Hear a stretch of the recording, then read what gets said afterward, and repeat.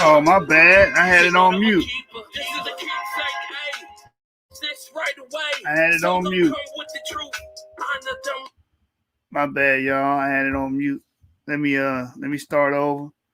I basically was saying, hey, shalom to the family. Appreciate that. Appreciate that. No sound, no audio. I see that. Dang. I hate to waste you guys time for 3 minutes not giving y'all sound. I appreciate you guys letting me know that I was on mute. Sorry, I rushed into the live, man. My apologies. But we're here to review Black Jews in Africa and the Americas by Tudor Parfitt. You understand? So I'm gonna have to put a clip in the video after it dropped, letting you know, go to the 3 minute 30-second mark to get to the part where there's audio. Forgive me for that, family. But with no further ado, let's get into the introduction to our brother LV Europa. Let's go. Let's get it, man. Let's get it. Apologize for the technical difficulty there. I had the StreamYard on mute.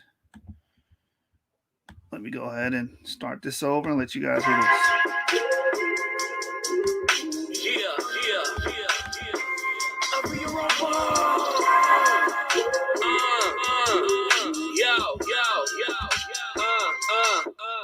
I got a visa, that's one swipe. The change of demeanor, I got that all money, baby. That bitch came with a beeper, cold as a freezer. Heat up in my leisure. I feel like a fever, baby. You know I'm a keeper, I got a visa, that's one swipe. The change of demeanor, I got that all money, baby. That bitch came with a beeper, cold as a freezer. Heat up in my leisure. I feel like a fever, baby. You should know that I'm a keeper. This is a keepsake, and you can keep that tucked away. Some gon' come with the lies. Remember them when you pray. Some gon' cry when they die. You don't worry about the K. Look, I done went through away. My time is short, so I'ma live it today. That shit was real. I had to turn them slaves. But you gotta be brave. It's a land of the free. Gotta move like waves. Hey, put the pen to the pad. I give them path for the rage. Then I put them on the path to take them all up the stage. I got a visa, that's one swipe. The change of demeanor, I got that all money, baby. That bitch came with a beeper, cold as a freezer. Heat up in my leisure. I feel like a fever, baby. You know I'm a keeper, I got a visa, that's one swipe. The change of demeanor, I got that all money, baby. That bitch came with a beeper, cold as a freezer. Heat up in my leisure. I feel like a fever, baby. You should know that I'm a keeper. This is a keepsake, hey. You can use this right away. Some gon' come with the truth. Honor them when you pray. Some gon' laugh about their life. They don't worry about the lays. Look, I done went through away that level's real where you can use it today. Don't worry about how you're gonna get paid. Lord, keep it fit, take it away, hey. Don't you wanna be free? Remove that rage. There's a path to the light, hey. Don't misuse those ways. Sweet flow with the truth. Gotta move like waves. I got a visa, that's one swipe. The change of demeanor, I got that all money, baby. That bitch came with a beeper, cold as a freezer. Heat up in my leisure. I feel like a fever, baby.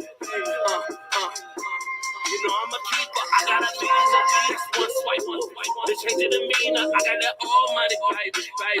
That bitch came with a beeper, cold as a freezer. Heat up in my leisure. I feel like a fever, baby. You should know that I'm a keeper.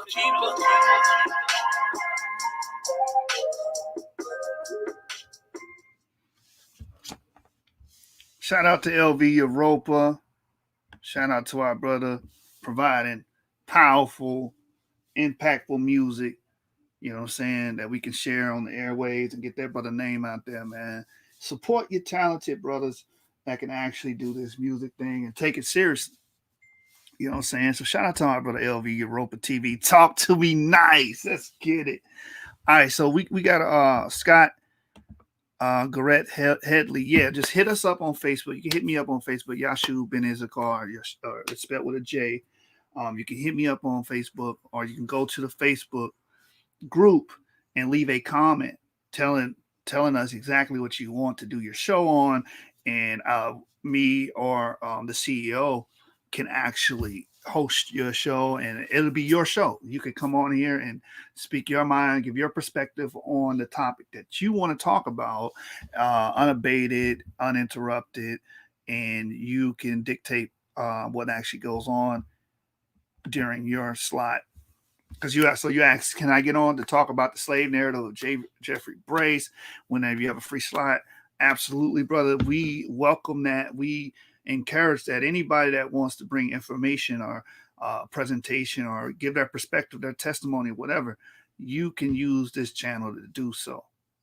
We have no qualms with that, and we encourage that type of content and behavior here on the source, because I feel as if a lot of our brothers don't have a voice. Over here at the source, you have a voice. We're not no prima donnas over here. You can use the platform when you want to, and we will try to work around whatever schedule that we have to work around to make it happen. All right, and I apologize for the sound mishap. 3 minutes of silence. I thought I was on off mute, but obviously I wasn't. But we're here now. And before we get started, we want to address the Copyright Act. Section 107 of the Copyright Act provides the statutory framework for determining whether something is a fair use and identifies certain types of uses, such as criticism, commentary, news reporting, teaching, scholarship, and research. And we're doing all of that with our book review. We're doing criticism. We're adding our commentary, we're reporting on it, and we're teaching as we go. And we're doing this for scholarship and research purposes. So we're well within our rights, and we're covered by Section 107 of the Copyright Act. That gives us that statutory framework to let us go ahead and review this chapter today. Yeah, appreciate it, man. So we look forward to your channel, your show on the channel, and your presentation and your dissertation of the information. So, I'm excited. I want to see it. You know what I'm saying? So I always be the big fan of information, especially in stuff that, I haven't researched myself, and I haven't looked into that particular person and in their narrative. So we would love to have you on the channel, brother. All right. So with no further ado, we address the copyright. As you can see, the Copyright Act covers us and allows the Source Media, Source Debate League to actually dive into this book today. Let me share my screen so we get started. And read another chapter in the Black Jews in Africa, because we actually read over here. Unlike our competitors, or we want to call them that, the other guys don't read the books in question. They just reference them. But we actually read these books. As you can see, I've been through this book already. And I just want to bring out some of the things, the highlights from this book, and we can discuss and add our commentary, criticisms, things that we should research further into, look into. So this is a great book to do that from a perspective dealing with Jews, Black Jews, narratives around that. Today we're going to be dealing with Ham's children and the Hamitic hypothesis and the origins of that. That's what chapter 3 is going to be dealing with. So with no further ado, let's get right into it. So as you can see, Black Jews in Africa and the Americas by Tudor Parfitt. Chapter 3, Ham's children. It says the association of Ham with Africa has had a convoluted history and is derived from the account in Genesis in which Noah cursed Ham's son Canaan and his descendants when he discovered that Ham had looked at him as he slept hot, naked, and drunk in his tent. The 6th century Babylonian Talmud construed from the biblical account that the descendants of Canaan were cursed precisely by being made black and degenerate, thus making a connection with Africans. So before we go any further, this idea or concept is coming from the 6th century in the Common Era, Babylonian Talmud, not from any biblical verse at all. Because a lot of people, what happens is they misconstrue what the Talmud taught in the 6th century, and which was echoed and reverberated after this period with the Bible. And so, well, the Bible teaches that. No, the Bible never gives an inference on a curse deriving from this, deriving and dealing with black skin. It doesn't say that at all. If anything, there's a curse dealing with whiteness and white and paleness of skin. We see that in Numbers 12 with Miriam, when she questioned Moses about his wife. She got cursed with leprosy and she was white as snow. That's what the scriptures actually say. You don't have a curse in the Bible dealing with melanation of your skin or you becoming black. That's nowhere in the Bible. This was made up in the 6th century and published to this Babylonian Talmud. All right, so let's get back into the book. The notion that Canaan's progeny would be black and have Negro phenotypical features persisted in some medieval rabbinical writing. The reason for this were that in the same way as the lips of Canaan had jested at the sight of Noah, so the lips of his children would swell. So the children would have big lips, right? And just as he left him naked and uncovered, the children of Canaan would go around naked with their sexual organs shamefully elongated. So these people were trying to um, use eisegesis and put in their own thoughts and concepts on why that certain Africans, in quotation, had certain features like big lips, elongated sexual organs, and stuff like that. They would say, well, that has to do something with the curse of Ham. And what we're going to see that a lot of these people, especially Afrocentrics, you guys are still teaching inadvertently the curse of Ham. You're saying that we were stuck in Africa for 10,000 years. That's a part of the Hamitic hypothesis, the curse of Ham. We were primitive until slavery and colonialism. That's the Hamitic hypothesis. That, like, everything you guys are reverberating on Sonetta, Garfield's channel, is really deriving from this Hamitic hypothesis. All black people are the same. That's coming from the Hamitic hypothesis. That's coming from the curse of Ham, because you think all black people are related through Canaan.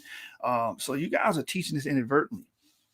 Anyway, Benjamin of Tudela, 1130-1173, the great Jewish traveler, wrote of southern Egypt. There is a people there who, like animals, eat of the herbs that grow on the banks of the Nile, and in their fields they go about naked and have not the intelligence of ordinary men. They cohabit with their sisters and anyone they can find. They are taken as slaves and sold in Egypt and neighboring countries.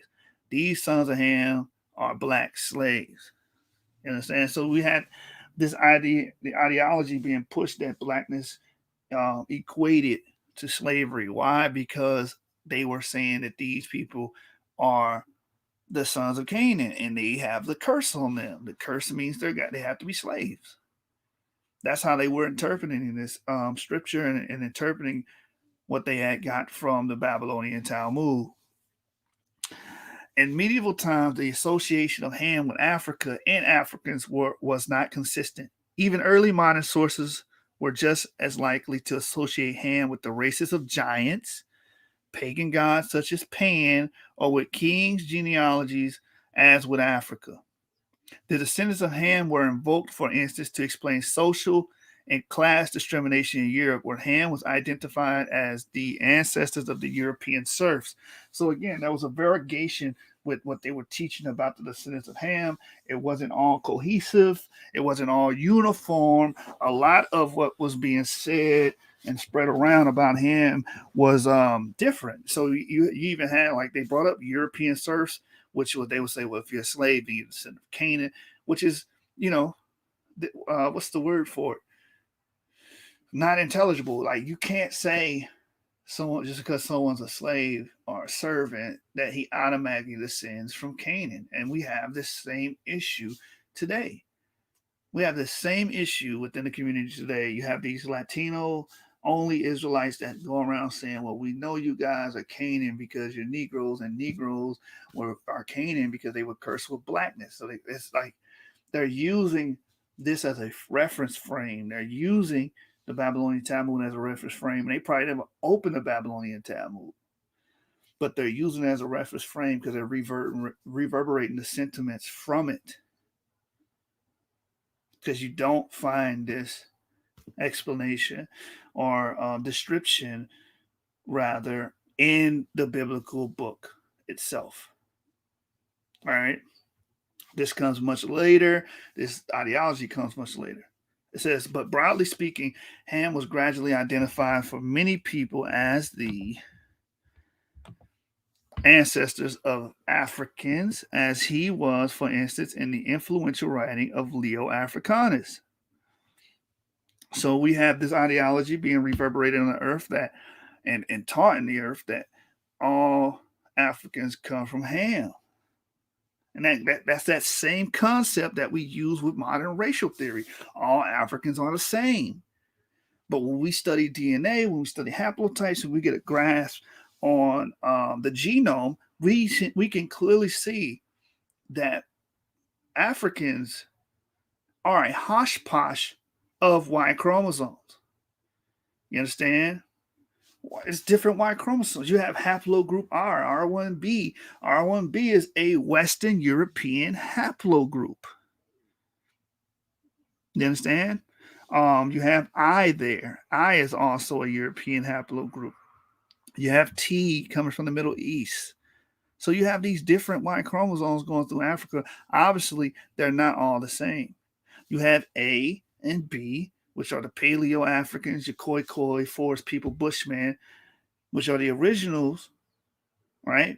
And then you have, of course, haplogroup E, which is the macro haplogroup that shares the lion's share of Y chromosomes because of the bond to expansion.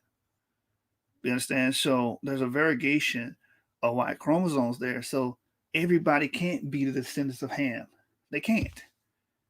Because what a Y chromosome dictates and denotes is who your father is. Your most recent common ancestor has to be a male because the Y chromosomes only come from male to male. And this male that's in question is Ham. He can't make all of these different haplogroups because they come from different males. In other words, you can't have two dads. Lamest terms, you can't have two dads. You can't have two great grandfathers that your Y chromosome descends from. You can only have one line, one direct lineage. So no, Africans are not all the same, even though many people today push that lie. Well, we're all of the African race. We're all the same. That is a lie. That's even being taught in your public schools. That's even being, still echoed in your social circles. It's still being said. And you couldn't be any more wrong. But this is where this thinking comes from. This is where it comes from. This way of thinking, the curse of Cain and the children of Ham being progenitors of all Africa. This is where this thinking comes from. All right. So it says the belief was that the three divisions of the world were populated by descendants of Noah's sons, Japheth in Europe, Shem in Asia, and Ham in Africa. At some of the first encounters between Europeans and Africans, the idea of Ham was immediately invoked. Thus, William Ten Rhine of Deventer, who arrived at the Cape in 1686, wondered about the origins of the Khoisan people who were living there. Did these people spring originally from Ham, the son of Noah, or some Arabs of the stock of Shem who entered Africa later on? It soon became expedient for the object of Noah's curse, Canaan, to be forgotten and for the curse to fall squarely on Africa, identified as a place of the descendants of Ham, as a means of justifying the trade in black slaves. So I'm glad we're reading this today because a lot of Christian groups, in particular, we had Matt Sorrell on, will say, hey, yeah, we're the descendants of Ham. So if you want to learn about your history, read about Ham. But you got to understand something. This is coming from this medieval thinking. This medieval thinking, which pushed that the black slaves, right? The black slaves were slaves due to being Ham. So that became like a genealogical or genetic marker almost. Oh, well, we know that you was a Hamite because you were a descendant of slaves, and we know you're a Hamite because you're black. That's where this ideology is coming from, which is very idiotic. It's not sound, and genetics doesn't back it up. DNA doesn't back it up. Again, the Africans, all of Africa, if you consider all of Africa, it's a hodgepodge of Y chromosomes. All right. So again, it says Western intervention in Africa from the 16th century onward was accompanied by two broad assumptions. The first of these was that black people were too degenerate to create their own history. The second, which was more egregious, was that black people were so degenerate that they were incapable of even having a history. So a lot of y'all are reverberating these sentiments. You are echoing these sentiments when you say anything against the oral history of Africa or any Igbos, because you're like, well, they're lying, they making that up, they can't have that, they don't have a written history, so why should I even consider their oral history? But if you throw away oral history, you're throwing away majority of Africans' past. You are inadvertently saying they're incapable of even having a history when you say stuff like that. And I'm talking to Garfield, Armin Raswad, Timo Cyrus, all of you guys echo these sentiments. Jabari, all you people on Sinetta, you echo this sentiment that came from a racist view and racist ideology that was made to subjugate a people. That's where this is coming from. And you're teaching it proudly. Let's keep reading. In 1784, in a fierce attack on a racist assumption of this sort, Johann Gottfried Herder, 1744 to 1803, snapped that a black man had as much right to think of whites as degenerates as we have deemed him the emblem of evil and a descendant of Ham, branded by his father's curse, which demonstrates what the common thinking of the time was. So this same thinking, this same ideology that was going on in the 18th, 17th, 16th centuries that they used to subjugate us, a lot of you guys are still echoing these sentiments. If you're Christian, you're going with the Hamite thing. If you're pro-Afrocentric, you're going with the Hamite thing inadvertently. Because you're saying we don't have a history. Because every time we bring up the Igbo's oral history or, Dunawas or anything like that of that nature, you got a problem with it. You're basically saying they're incapable of retaining their history. If we say that, hey, we have evidence that our haplogroup was outside of Africa, you got a problem with that? No. We've always been sub-Saharan African. That's reverberating this curse of Canaan stuff. Because we're too primitive to, have advanced technology to do maritime trade, to travel. That's how you're thinking. Which makes no sense if you look and study haplogroup E, the Bantu expansion, and things of that nature. You see that we always been agrarian in nature, meaning we were agriculturalists, and agriculture is the root of civilization. Because once you become an agriculturalist, now you don't have to always worry about hunting for food. Your population grows, and once you get surplus food, you can sit down and actually think and construct ideas. That's why it's the root of civilization. Now you can focus on creating a language with syntax and alphabetics. You understand? You can do all these things. That you're not always running and chasing for food and worrying about dying off as a population. All right, let's keep reading.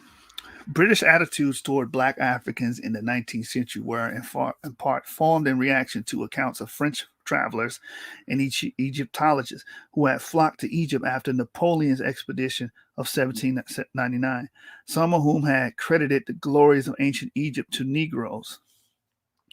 Dominique Vivant, Baron de Danone, 1747 to 1825, the French artist, diplomat, author, archaeologist, and one of the original members of the expedition, described the ancient builders of Egypt in Negroid terms as having a broad and flat nose, very short, a large flattened mouth, thick lips. Similarly, the French traveler Constantin Francois de Chassebeuf, Count Volney, 1757 to 1820, observed, how are we astonished when we reflect that the race of Negroes at present are slaves and the objects of our contempt, we owe our arts, sciences, and ... when we recollect that in the midst of these nations who call themselves the friends of liberty and humanity, the most barbarous of slaveries is justified, and that is even a problem whether the understanding of Negroes be of the same species with that of a white man. And to this day, it's a problem when we tell y'all that, hey, from our understanding, Edomites are white or had white children, right? They had white progeny. You have a problem with that. That comes from this thinking, this curse of Canaan stuff. Y'all don't understand that because y'all don't study history. When we looked, I did a video, I did a breakdown on the channel. Phenotypes does not matter, and the phenotypes doesn't matter video. I pointed out that people that share the same DNA, same Y chromosome, meaning we share the same male ancestors. You understand? In layman terms, that's what it means. Same male ancestors. You have white and black descendants of these ancestors. E1B1B is Adolf Hitler haplogroup. E1B1B is also Einstein's haplogroup. These are white Europeans, but we're genetically related to them. E1B1B is our brother's branch, our brother Clade. We're E1B1A. Not every African American is E1B1A, but majority, right? It's the most prominent one. We're related to them. That would mean blacks and whites have shared ancestry. We've been saying that for years. But you have a problem with that because you're following a model, a racist model that was used to subjugate our ancestors. And you're using it today proudly. Because in your mind, a Negro can't be related to white men. That comes from this Hamitic hypothesis. That comes from the curse of Canaan. That's where it comes from. And what was happening during this time when they were studying Egypt and learning that Egypt was a fascinating place, they're learning that, hey, everything that we've been saying about people with this type of phenotype is not true. Because they had arts and science, they had monolith structures, schools, they understood language. So now we have a problem here because we've been arguing that these people are primitive and they don't do anything. All right, so let's keep reading. The gap between Wiley's formulation and general European ideas supported as it was thought by the Bible of the inferiority of black people was too wide to bridge as things stood. Egypt apparently held the key to the conundrum, and a growing interest in the identity of the ancient Egyptians resulted in the publication of a number of books in Great Britain and the United States. Many of these sought primarily to demonstrate that the builders of the ancient monuments could not possibly have been Negroes. Why were they saying this? Why were they bucking up against this? Because they've been teaching for centuries that anybody that looks Negro was primitive, that was unintelligent, that had no history, didn't deserve to have a history, and all they can be is slaves. So when they found evidence of Negroes in a civilization setting, it was like they denied it. They bucked up against it. That's what happens today as well. But it's coming from other people that will be considered Negroes. And that's the irony behind it. That's what makes it paradoxical. You got Garfield, you got Timo Cyrus, you got Elmer Raswan bucking up against people like us saying that, hey, well, we descend from these people that brought in language, that brought in civilization. Why are you bucking up against it? Because we're saying it happened outside of where you think we should be. The Neolithic Revolution happened in the Fertile Crescent in Mesopotamia, and our ancestors were a part of that because we descend from EP2. EP2 is our male ancestor, our male ancestral group. They were in the Middle East. They were in Mesopotamia during this Neolithic revolution, bringing in agriculture into the world. bringing in all of the Proto-Asiatic languages in the world. They were a part of that. When we tell you that, you got a problem with that because in your mind, we're supposed to be encapsulated by Africa, stuck there for thousands and thousands of years, not doing anything but being there until the transatlantic slave trade. That's where it's coming from. All right, let's keep going. So, one of the arguments insisted that as the Coptic was related to Semitic languages, the original speakers of the language must have been from outside Africa. William George Brown, 1768 to 1813, the English traveler, convinced that the Egyptians were white, even intimated that the mummies were created in part to demonstrate this eternal truth, and wrote of the persons of the ancient Egyptians, preserved as it were entire by the prescience of that people concerning errors into which posterity might fall, exhibits irrefragable proof of their features and of the color of their skin, which is now by the quantities of mummies that have been imported into Europe, subject to the inspection of the curious almost throughout that quarter of the globe.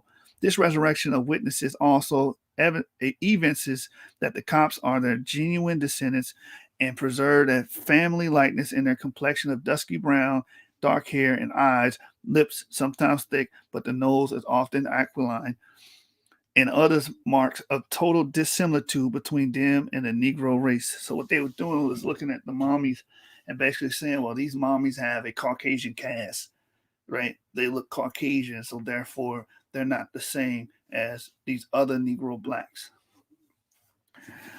The testimony of this resurrection of witnesses had enthusiastic endorsement from the clergy. You know what that means? The Catholic Church, these religious places were backing this up at this time. That's what that means. Clearly, if the African Negro was descended from Ham, and if Ham was cursed, how could his descendants have been permitted by the Almighty to create a great civilization? The descendants of Ham could clearly have nothing in common with the Egyptians of old.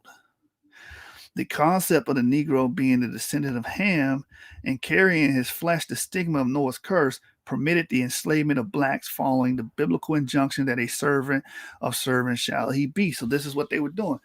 You're black, therefore you're the descendant of Ham, therefore you're Canaan, therefore you should be a servant of servants. So it's okay for us to enslave you. That was the thinking, which still is being echoed today. It said, but it also meant that the standard Christian monogenesis view of creation was unaffected, as the Negro, as the descendant of Ham, was obviously part of the regular family of mankind.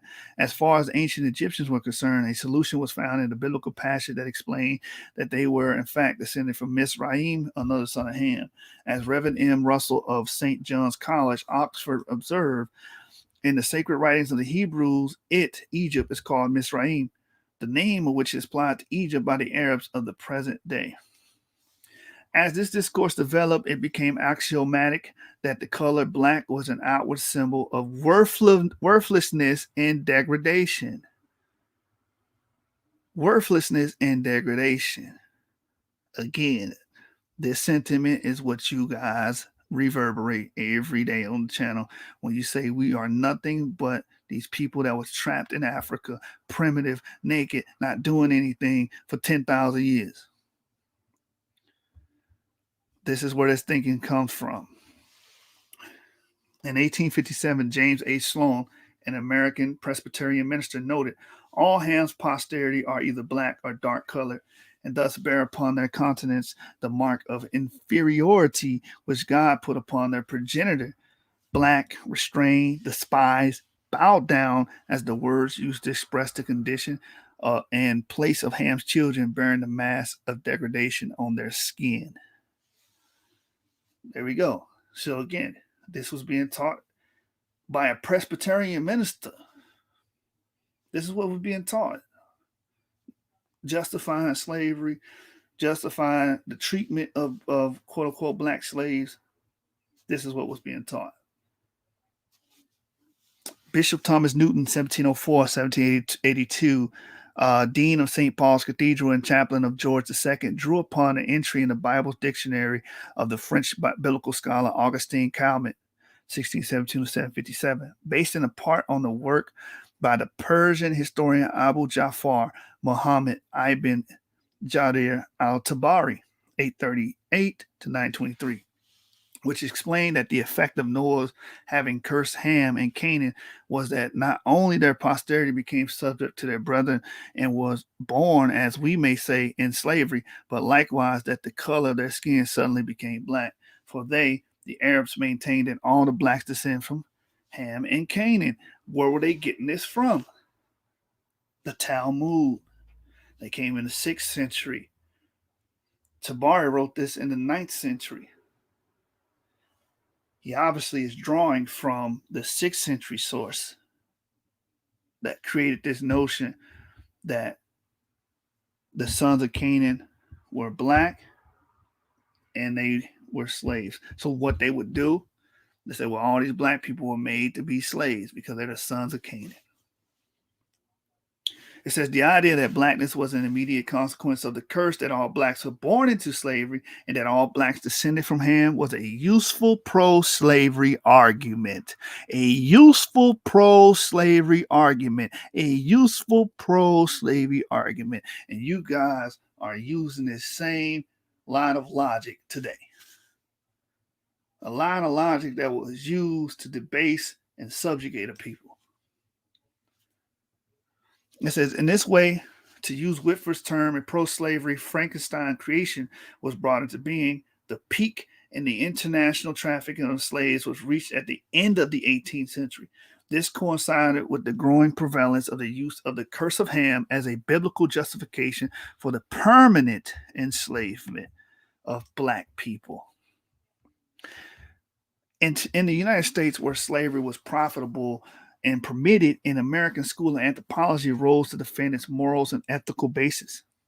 To this end, it was necessary to refute the idea that Negroes had anything to do with the glories of ancient Egypt or with any other expression of civilization or high culture. Samuel George Morton in 1851, the American anatomist, one of the founders of scientific racism and of the American School of Ethnography, maintained that the distinctions between human beings was a question of separate species rather than varieties within the human races. Morton was a firm believer in the polygenesis and thought he could have proved the separate evolution of the world's population by skull capacity. So this is where you get, and I debated Black Jesus Minister on this as well, this was talked about in our debate about Esau. He kept bringing up Negroid, the Negroid state schools, Caucasoid schools, and he was using it to define what someone was. And I'm telling him that's antiquated, that's out of date science. And now we're reading about it here in Dr. Tudor Parfitt's book. This is where it came from. It came from racist thinking to justify what? The treatment and enslavement of our ancestors. So that's what it is. I don't know why these brothers are calling me, but that's what it is. His studies claim to demonstrate that white Europeans had the largest skull capacity and Negroes had the smallest. On the basis of his studies of Egyptian skulls, he concluded that ancient Egyptians were Caucasian, and this seemingly objective scientific methodology won wide acceptance both in the United States and Europe. I had this debate in 2020. This was brought up in the 19th century. This has been refuted. Why did Black Jesus Minister bring an antiquated ideology to a debate that occurred in 2020? That's proof that this thing is still being pushed in the minds of our people. It hasn't died yet. It's still surviving through the ignorance of our people.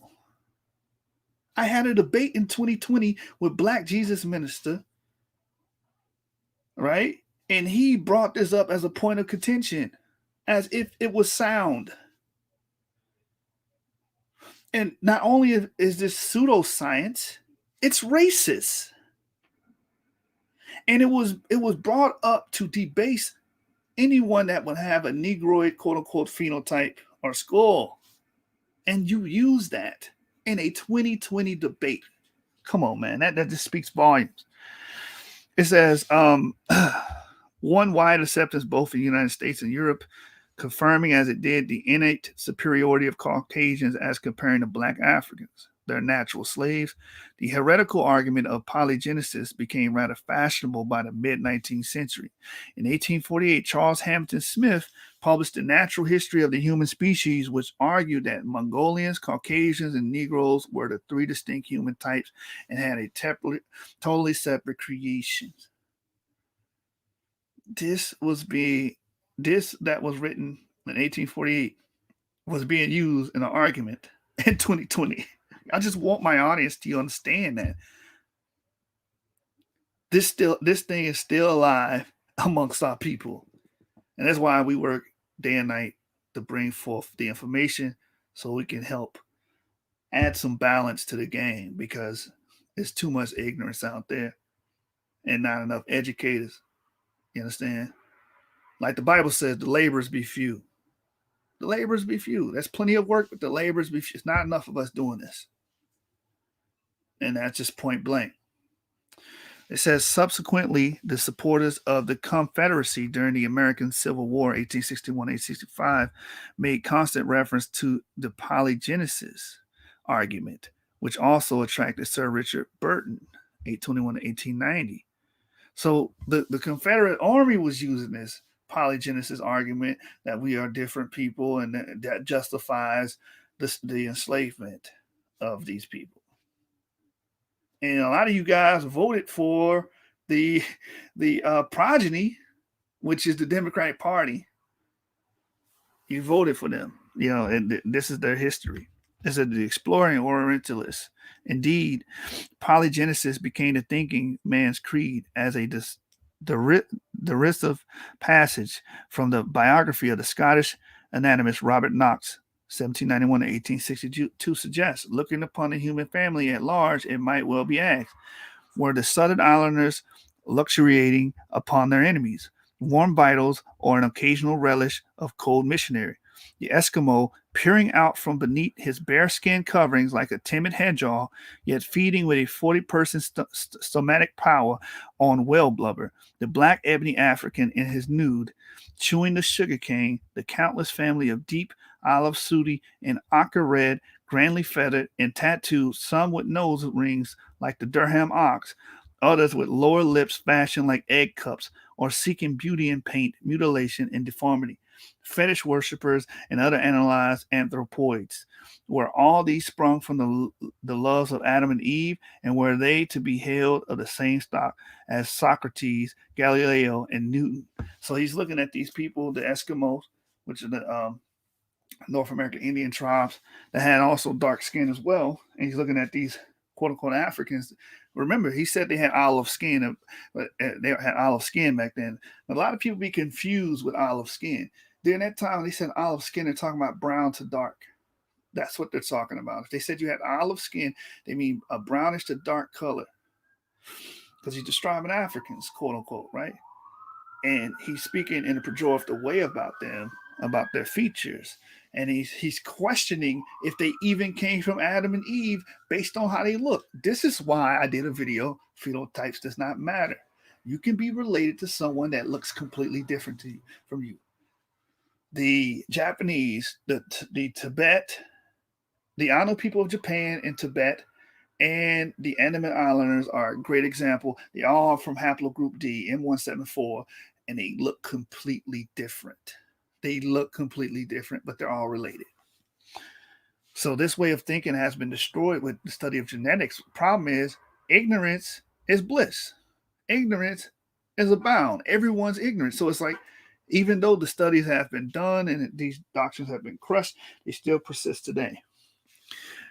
It says the slavery, domination, and abuse of blacks could be justified even more easily if they were seen to be descended from a founder event that was utterly remote from the springs of Western civilization and outside the rim of Western sacred history. Subsequently, the general Hamitic thesis was bolstered by the work done on the Hamitic language family, and finally, a complex interlocking system that underpinned colonial policy was created from political expediency, race theory, and scientific and linguistic findings. And we still use the race theory to this day. Still classify all black people as the same race. Still do it.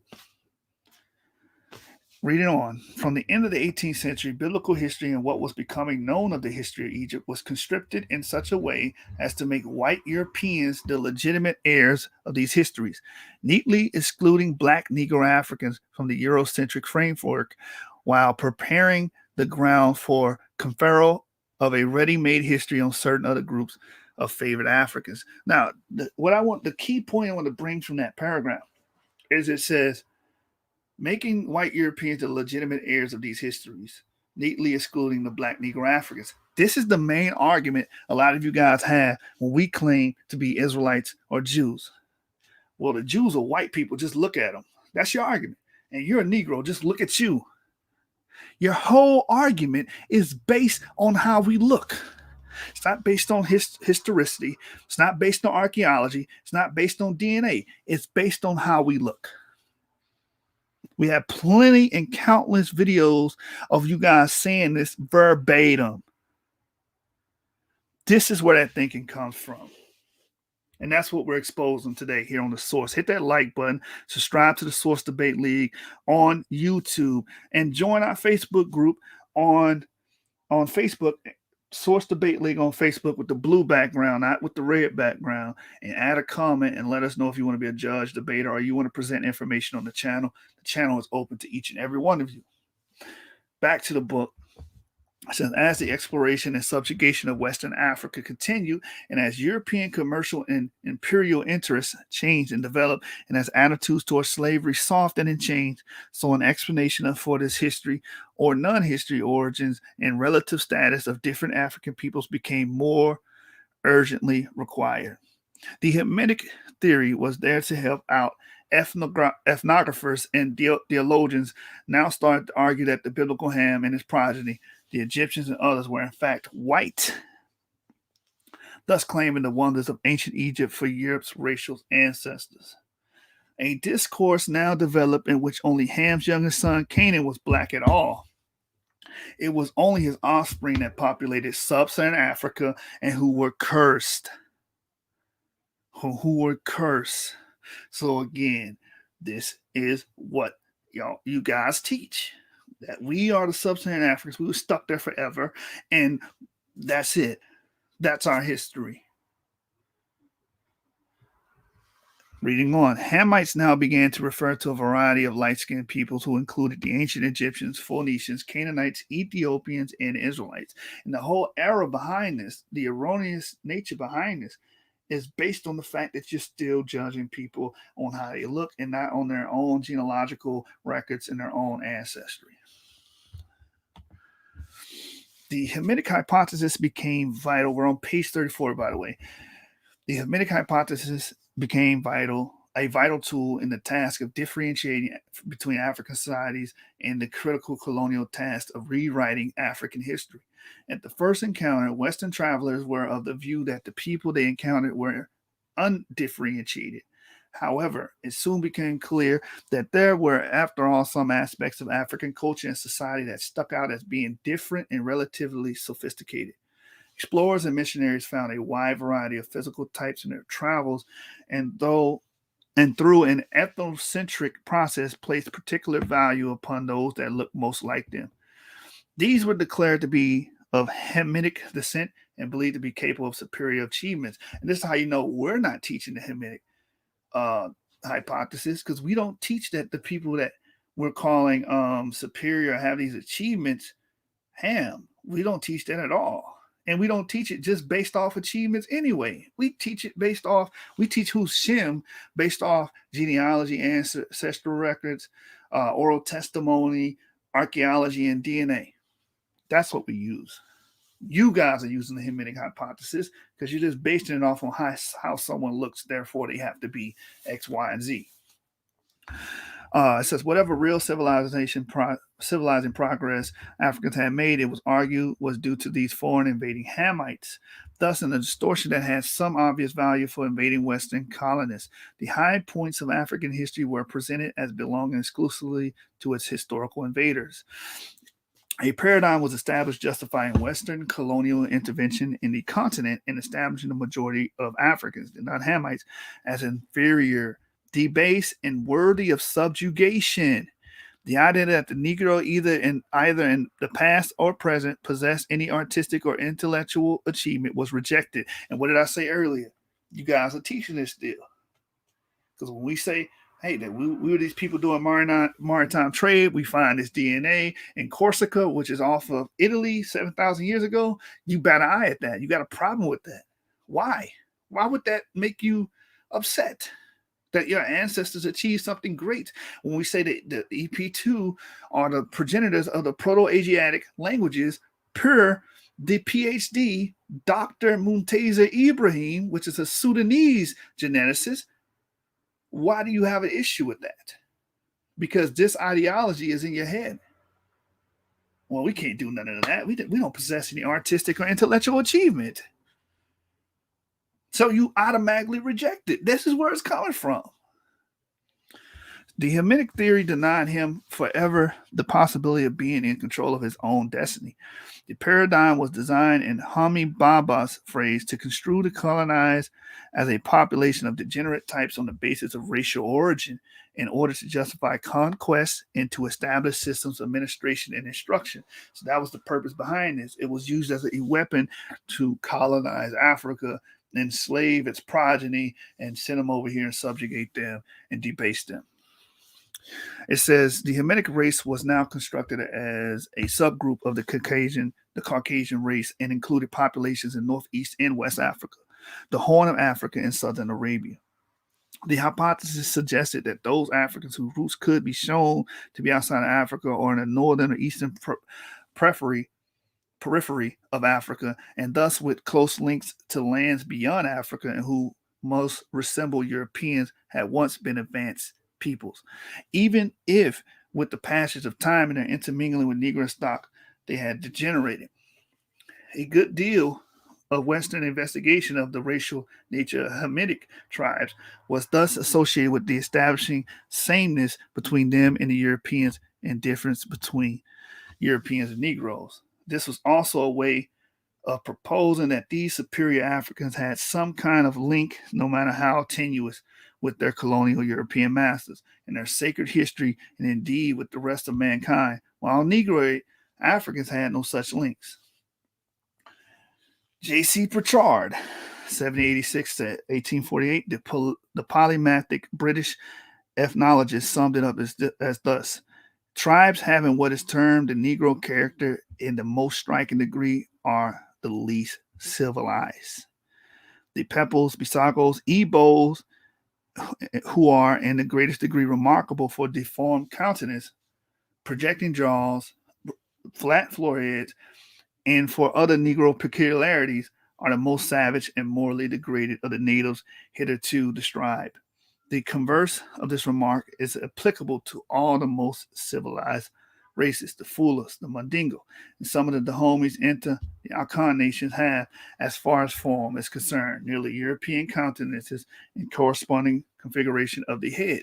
So again, they're basing it on how people look. Therefore, you deserve to be a slave because you have big lips, big cheekbones, your head is flat or whatever, or what have you. Then you deserve to be a slave. That includes the Igbos, the Bisagos, right? But here's the thing. We teach that the Igbos, a lot of them are Jews. So how are we conforming to this? We're not conforming to this. You guys are. You understand? When I say you guys, I'm talking about these fake pseudo-Afrocentrics and pseudo-intellectuals on the internet, such as Garfield, Timo Cyrus, Amon Swan, and any of the people that support and back what's going on Sinetta. But this is what was being taught during the time of Pritchard's time. And it's interesting because Pritchard brings up the dark Jews of Spain and Portugal in his book, The History of Man, I believe it's called. From about 1850 on, the term race, which had not been much used before, was increasingly employed in the discussions of Africa and Africans viewed through the Hamitic hypothesis. So again, if you're using this racial theory, understand that it's being bolstered by the Hamitic hypothesis. It's being bolstered by the curse of Ham. It's being bolstered by these ideologies that were brought up in the Talmud, in the medieval sector, and the early colonial experience in America. So when you try to subjugate and make everybody fall under that, this is what you're following. Now, it says, whereas the economic dictates of slavery had once required social theories based on the biblical account of Ham, now the panacea of race was used to underpin white domination in Africa. The panacea of race was used to underpin white domination in Africa. And you wonder why people like the early Moorish group, the group that we're a part of, the Israelites group, Rabbi Wentworth, Rabbi Ford, and Cherry, was against the notion of race. They were against the notion and classifications of race, because this was used to underpin white domination in Africa. And you guys want to keep it. You love this classification and you don't want to move or waver from it. And this is the history behind it. Happy Black History Month, by the way. It says, and also to help account for its history in peoples, the Hamitic hypothesis developed into an all-embracing concept that was able to account for a remarkable range of cultural and technical phenomena on the African continent. At the same time, the hypothesis provided the underpinnings for a belief in the technological superiority of white people over black people and white success in conquering and settling almost every part of the world. Robert Knox noted, look all over the globe. It's always the same. The dark races stand still and the fair progress. This is what was taught. The dark races, you Negroes, you guys are stagnant, but the white or fair-skinned people are elevating. They're advanced. That's what they taught. And they based it on how you look. So although there were opponents of the hypothesis, including some black ones by and large, it dominated Western thinking. And it still dominates Western thinking to this day. One of the most forceful proponents of the Hamitic hypothesis as it developed was the British ethnologist Charles Seligman, 873 to 940, whose Influential Races of Africa, London 1930, insisted that advanced features of African civilizations, from irrigation to metalworking to advanced social structures, were the work of Hamites, to whom he refers significantly as Europeans, apart from relatively late Semitic influence. So again, a lot of people say, you guys are teaching the Hamitic hypothesis. We're not saying Hamites did this. We're saying Shemites did it. Anything, we're following the Shemitic hypothesis or Semitic hypothesis. Let's keep reading. He wrote, the civilization of Africa, or the civilizations of the Hamites, its history is the record of these people and their interaction with the two other African stocks, the Negro and the Bushman. Whether this influence was exerted by highly civilized Egyptians or by such wider pastoralists as are represented as the present day by the Beha and Somali, disincoming Hamites were pastoral Europeans, arriving wave after wave, better armed as well as quicker witted than the dark agricultural Negroes.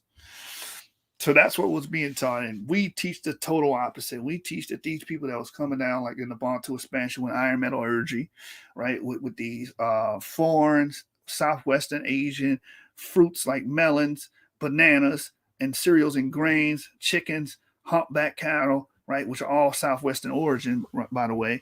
There's no speculation on that. We know where they come from. We're Shem. That's what we teach. We don't teach this Hamitic hypothesis stuff, but you guys do. Garfield, you teach it.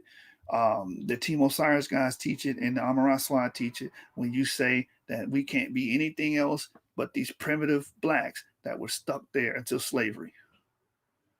Or if you teach this modern racial theory, you're teaching the Hamitic hypothesis. Back to the book. We're on page 35 and 36 now. It says the Hamitic hypothesis was a useful tool for explaining away any signs of African social progress, technical ability, or intellectual prowess as residual racial competencies, which originated in the Caucasian world and which thus bolstered the idea of the innate superiority of white Europeans. At the same time, it was the way of rewarding some tribes and punishing others. The labels that were handing out by the paternalistic European colonists stuck. So successful was the strategy of assuming that Negroes were innately inferior to whites and Hamites that within a very short period, black Negro and Africans themselves would see the usefulness of the Hamitic hypothesis as a means of elevating and promoting the importance, splendor, and purity of their own tribe while rejecting and denigrating the claims of others. In this way, the idea developed that light skinned peoples of Egyptian or Indo European origin had in times past spread across Africa, where they still formed an elite in many societies as they had gradually interbred with subject peoples they themselves degenerated. This was the explanation put forth for the apparent decline of a number of African societies, from the Yoruba land of Benin or the areas included in Great Zimbabwe civilization, where once more advanced societies had apparently flourished. Remnants of the peoples who had participated in the great triumphs of the past were still to be found, albeit in a debased form. Part of this discourse had it that advanced groups had come not only from the Horn of Africa, Egypt, or the Indo-European world, but also from the Semitic world beyond and were connected with Canaanites, Assyrians, or Israelites. Now, we agree with the Israelite part because we teach that, and no one's running from that. But what we disagree with is this Hamitic stuff. They were basically saying everything civilized were Hamites. Some would say they were every other son of Ham except Canaan, and the ones that were subjugated are Canaanites, as we read earlier. The attribution under the aegis of the Hamitic hypothesis or any particular extraneous idea to a group was not entirely random and was certainly not objective. The mantle of specific ancient societies was carefully and systematically placed on the shoulders of the more advanced, amenable, and cooperative groups. The construction of their usually remote origins served the purpose of conferring nobility and prestige upon them and often created a powerful bond between them and the missionaries and colonial agents. In this process, nomadic peoples were often singled out for praise as opposed to sedentary groups, as often happened elsewhere in the colonial world. Similarly, tribes that had moved into an area as conquerors, displacing or subjugating other tribes, were often favored and rewarded with an illustrious pedigree, which could help explain their military, organizational, and other successes.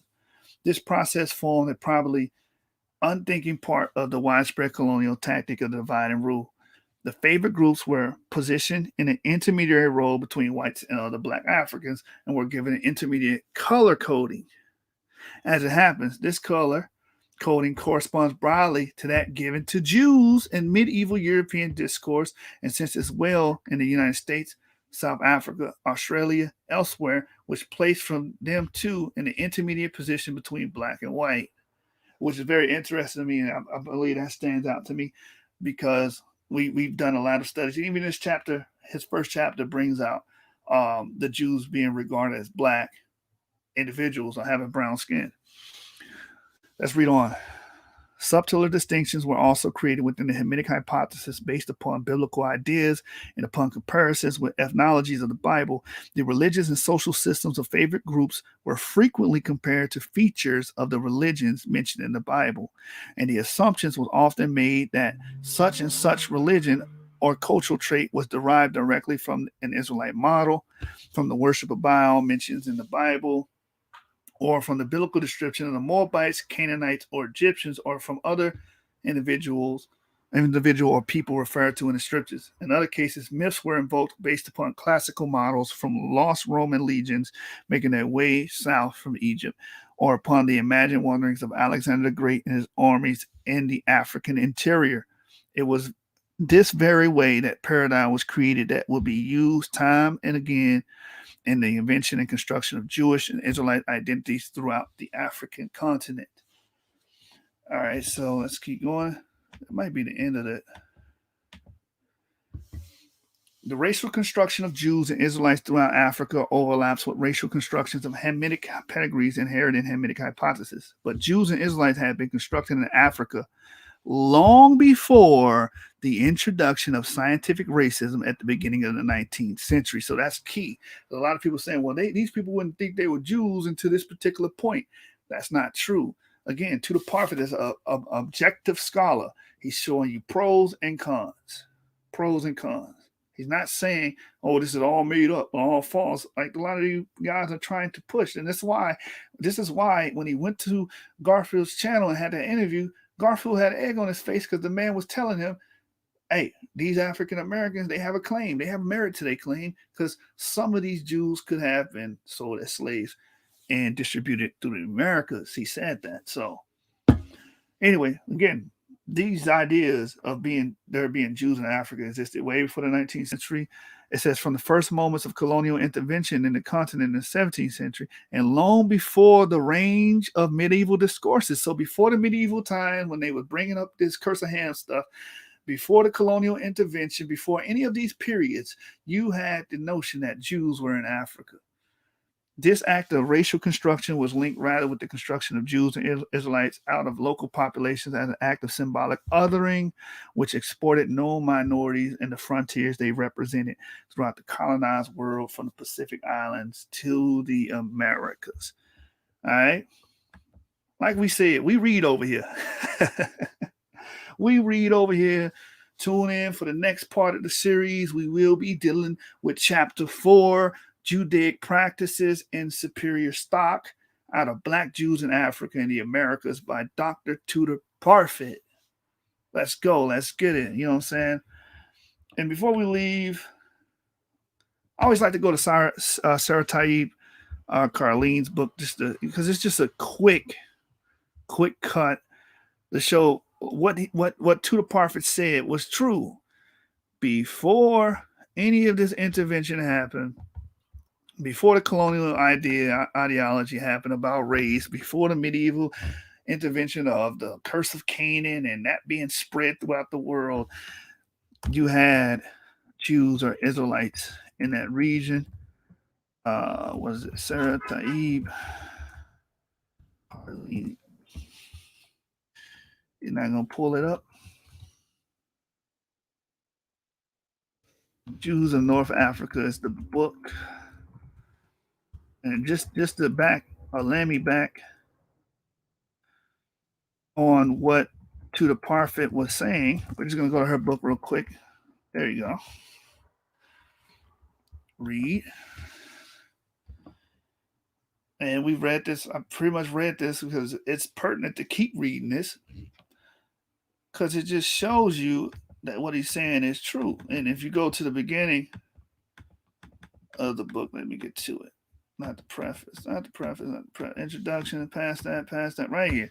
Chapter 1, the pre-Islamic period, and you read about the Carthage and Phoenician period from 813 to 146 BCE. It says the Jews are described as being native to North Africa, almost as part of its flora and fauna, flora meaning plants, fauna meaning animals, ever since historians and archaeologists started to write on this region with regards to the foundation of Carthage in 813 BCE by Dido. And we know Queen Dido is a relative of King Ahab and Jezebel, Queen Jezebel.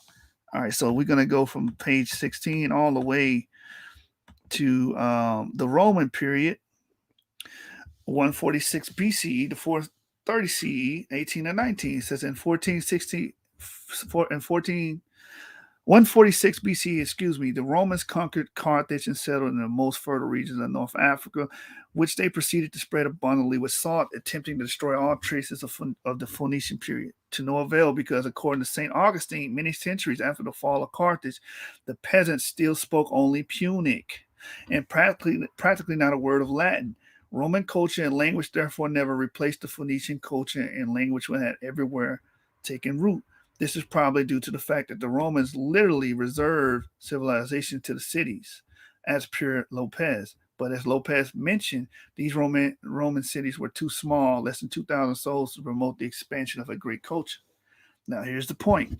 According to St. Jerome, under the Pax Romana, the Jewish communities underwent a great prosperity all the way from India to the western tip of Africa. So we know prior to that, during the Roman period, we know for a fact that we had Jews, and prior to the Roman period, we know for a fact we had Jews in Africa because of Dido and the Phoenicians coming into Carthage in North Africa. We know that. That's known, cemented history. So when he said that this idea that Jews are there, it exists long before these racist theories of the curse of Ham and polygenesis, that these people are not even human, they're a different variation, they're a different species. Before any of that even hit the scene, we have Jews penetrating Africa and radiating and creating communities. All right, it says their numbers were boasted as well, about 30,000 Jews that Titus, a prominent general prior to becoming Roman emperor from 79 to 81, had deported from Israel to North Africa after the fall of Jerusalem and destruction of the Second Temple in 70. By this time, there were scattered all over North Africa a large number of Jewish communities who had taken refuge there, or who, according to Josephus, had been enslaved and subsequently redeemed by their co-religionists. The Jews built synagogues and elected leaders who strove to endow the community with a strong, efficient foundation. This chain of events occurred once again following Bar Kokhba's insurrection from 132 to 135. The failure of his revolt led directly to the expulsion of Jews of Israel who had been enslaved and redeemed by their North African brethren. And again, where were these African Jews? They were from the western tip of India from India to the western tip of Africa, according to St. Jerome. It said the Romans were sometimes tolerant towards their Jewish and Berber subjects and sometimes quite cruel. The massacre of million Jews in Judea by Titus in 70 during and following the siege of Jerusalem triggered many rebellions in the ultra-religious Jewish community of Cyrenaica, which according to Josephus numbered over 500,000 people. These rebellions were repressed so harshly that the Jews were almost completely exterminated, weakened, embittered, and overwhelmed by the inhumanity of such rule. The Jews drifted away from Rome and moved closer to the Berbers. So they were going deeper into Africa at this time. It said Marcel Simon notes, however, that later on the Severus Roman dynasty, 193 to 235, because we know Septimius Severus took down the Roman Empire, right? It says a dynasty of African origins and Semitic culture was openly Philo-Semitic. Under the Severi, the Jews underwent a period of prosperity during which they were able to spread their beliefs throughout the Roman Empire without any restrictions, and especially among the Berbers. All right, so that's why I wanted to bring from Sarah Talib Carlene's book, Jews in North Africa, from Dido to Degal. Great evidence that we were always there, going all the way back to the 9th century BCE, to the Roman period, and to present time. And that's what we're reading about in Tudor Parfitt's book. All right. So that's another chapter down. Like I've been saying, we read over here. That's what we do. Hey, shalom, Brother James. He said they're going to flag our video for speaking against their Democrat overlords. Right. You got to understand that the Democrat Party has roots in slavery. They were the party. They were pro-slavery. They were against the Emancipation Proclamation. They was against the freeing of the slaves and making them citizens. They were against it. They are the reason that we don't have a 40 acres. We didn't get 40 acres and a mule. They're the reason. They voted against that when it was proposed in Congress. The Democrats voted against it. They created black codes to keep us poor. They over-criminalized us. We can go through that history, but this video is not about that. We just mentioned it because it was brought up in Tudor Parfitt's book that they were strong proponents of this race theory, saying that we deserve to be subjugated. And you wonder why they push a lot of policies that they push now to keep us keep our children going from the school system to the prison pipeline. Because again, the only way that you can legally do slavery in America now is through incarceration. So we see that same thinking being reverberated and echoed throughout the earth. Hey, shalom, Ramal Yahoo. Pumantis, shalom, man. Shalom, brother. Appreciate it, man. You in every video, brother. We appreciate your support. Yeah, man, hit that like button and subscribe to the channel, man. Let's get it. Shout out to Royal Prince. Shalom, brother. Yeah, we're going to complete this whole book. Right. Truth over everything. Shalom, Royal Prince. Shalom. A tall head says, Jake don't like to recognize that we have quite a few ethnic groups in our gene pool, including some Hamites. That is true. That is true. No one's denying that.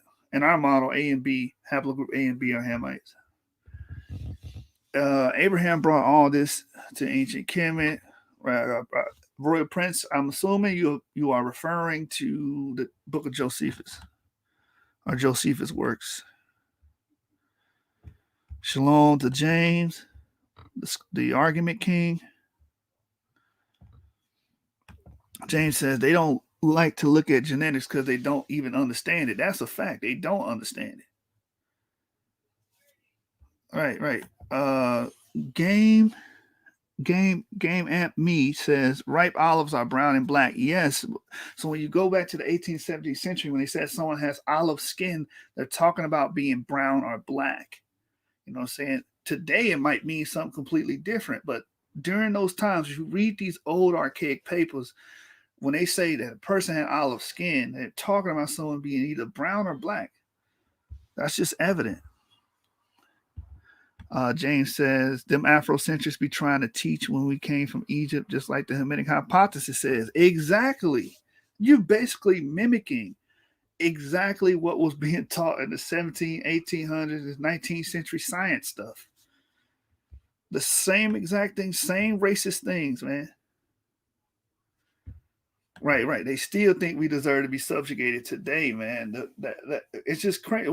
It only makes sense. Why would they go to the level to make us a permanent underclass? Why would they make sure that, okay, let's take away charter schools from Black Americans? Why would they do that when Black Americans are doing well in charter schools? We have a lot of examples of Black American kids doing better in charter schools than public schools. Why would you take away that option? Because they're relying on the school to prison pipeline to feed their multi-billion-dollar industry, which is the prison industrial complex. That's the only way you can do slavery legally in the United States of America is in prison. It's just like the same mindset they had back then. Why are we going to let our commodity go? This is your commodity. Families are feeding off of slavery. They are getting rich off of slavery, and this is their livelihood. They're going to fight tooth and nail to make sure they maintain it. Same thing with the private industrial complex. They're going to fight tooth and nail to maintain that industry because it's a multi-billion-dollar industry. That's why they're doing it. It's not rocket science. Follow the money. Ramal Yahoo says, but why don't Ashkenazi have Egyptian in their blood? Why don't Ashkenazi have Egyptian in their blood? You got to clarify what you mean by that. I don't see a lot of some Ashkenazis have same haplogroups as us. King James says, Shalom, fam. Great information. We them bruised. Yeah, man. Shalom, King. Royal Prince says, yes, because Abraham came from Sumer, Mesopotamia area. That's a fact. That's a fact. It's a fact. According to Josephus, that's a fact, man. And you know what I'm saying? If there's no questions or anything y'all want to add, I'm gonna close it down. I like having these videos an hour and a half, make them rewatchable. Yeah, he would be considered Asiatic. A lot of people need to understand this. Just because you're from a geographical region don't mean you're of a particular race. People move, migrations happen, wars happen, famines happen, slavery happens. If you get enslaved and move somewhere else, then how are you gonna say, okay, these people in Spain are all the same? No, you can't say that. Don't work like that. People make people, not land. Land is sterile. Countries are sterile. They don't reproduce and make people. You understand? All right, so I'm gonna close it. I'm gonna close it out. I'm gonna close out with a song from my brother LV Europa. Show the Firehouse some love. Show the Firehouse some love, man. Let's see. Man, I appreciate all of y'all, man. Hit that like button. Subscribe to the channel. Let's support, those that read, man.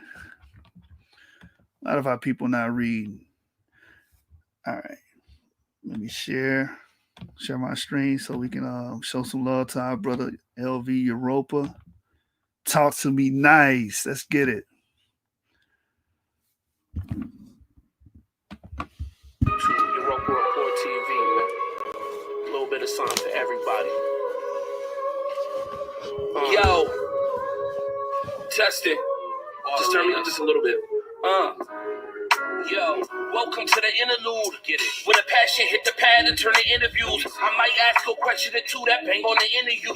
But this gon' separate I from what the sinners do. Even rooted in hatred, I shift the mood. Shorty read a Bible verse, yeah, this shit was cool. But I spit a sweet 16 that'll fill her up like food. And when the chef in motion to interrupt is rude.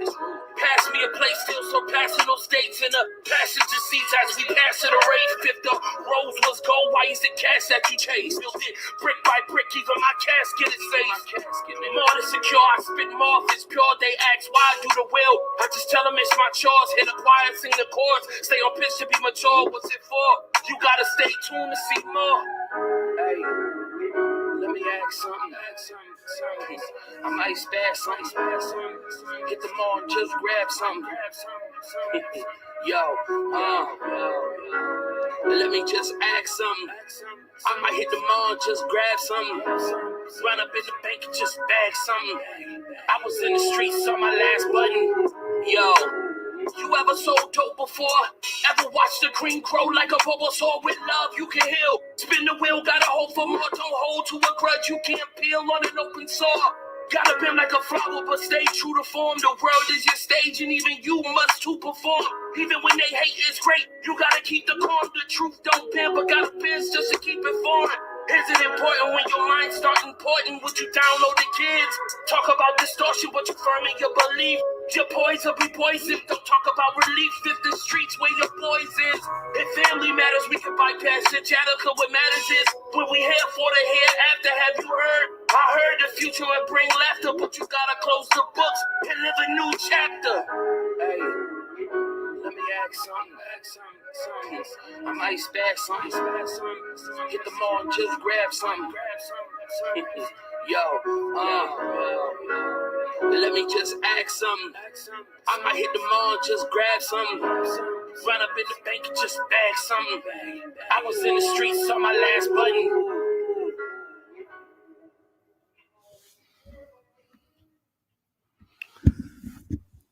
All right, man. Subscribe, man, and like that brother page, man. Support good music. Get this brother out there. You know what I'm saying? The source, we support LV Europa. We support talented rap acts and artists and musicians. Let's go. Let's get it. Hey, Shalom, Ahaya be praised. He said, I think he's trying to say the mother of Ephraim and Manasseh was an Egyptian, so they should have an Egyptian autosomal DNA if they are Israelites. Yeah. If he's saying that, then of course.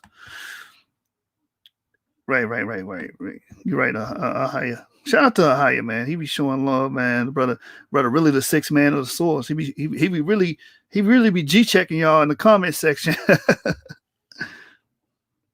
All right, Shalom, see throwers. I'm out of here, man. I'm out. Source gang, 7 gang. Y'all know how we do it. Support the channel. Hit the like button. Subscribe to the channel, Source Debate League. And we will be going live. Let's get it.